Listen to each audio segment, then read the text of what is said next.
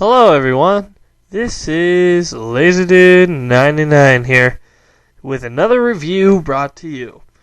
Now, in case you haven't found out, unless you didn't hear, my camera is broken, so I'm doing reviews for now, until I can get it fixed at least. So, I am here to review Lex Luthor, Man of Steel. Now that's an oxymoron, isn't it? Now, this book was written by Brian, I can never pronounce his last name, Azzarello, and Lee Bermijo. Brian Azzarello and Lee Bermijo. These are the same guys that also did the well-known graphic novel known as Joker. Now, before they did Joker, they did this. They did the take on the Man of Steel's major villain, Lex Luthor. So I am here to do a review. This is a request. This was requested by ZDog14. So thanks for the request, and here we go. Our story it starts out with Lex Luthor in his office talking to a janitor. He kind of has a nice little scene of the janitor always calling him Mr. Luthor, and Luthor saying, "Oh, just call me Lex." Now, he seems like a typical nice guy in this scene until you see Superman. Now, Superman, just like in Joker, doesn't say anything till the very end. He's just there, and we kind of see him through Lex's eyes. So we see this giant beast of a man with red eyes. He really kind of looks evil, because we're seeing this through Lex's eyes and how he looks at things. Now, I'm not really sure of what Lex's long-term goals are here. See, he's building this gigantic building called the Science Sphere. I believe is what it's called.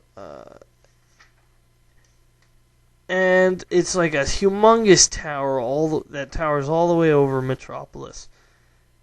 And I don't really... And he's also making the... He's also with... There's this woman called Hope. She's in like a tank, and I guess he's working on them. At least that's what you think. As I said, her name's Hope. So Lex is just going around doing Lex stuff, I guess.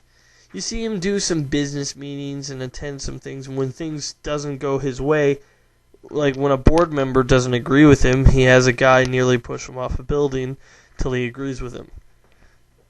There's a few things that I like about this book, and a few things that I don't. For one thing,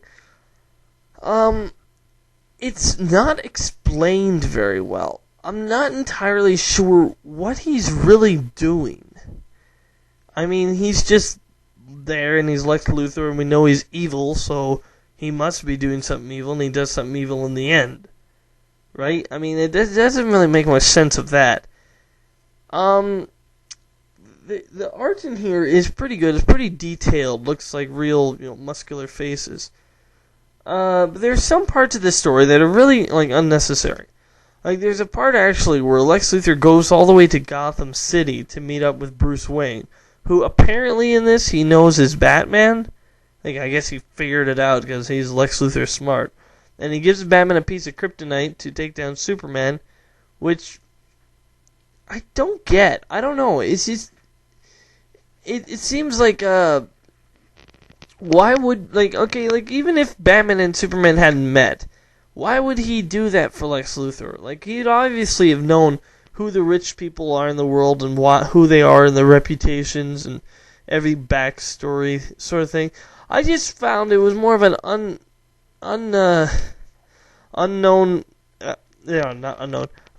useless excuse to put Batman in this book. Now, and here's the thing. You can see that Batman wins the fight against Superman. And he says, "Hello, Lex Luthor, Bruce Wayne. You can have what you want." What did he want? Did he want Superman out of the way for a while so he could have his new superhuman girl, Hope, in on the thing? in that case, why did Superman go all the way to Gotham City just to fight Batman? I mean, it's not like Batman ambushed him. In this comic, Superman kind of comes to Batman and then they fight. It's really weird. And he says you can have what you want. So does Batman have Superman captured or something? But you would think maybe. But in the next panel, Lex Luthor is making a speech and unveiling Hope, his new superpowered lady, and Clark Kent is in the crowd. So you can see him, so you know that Superman's there. Lex doesn't, but Superman. We know that Superman's there.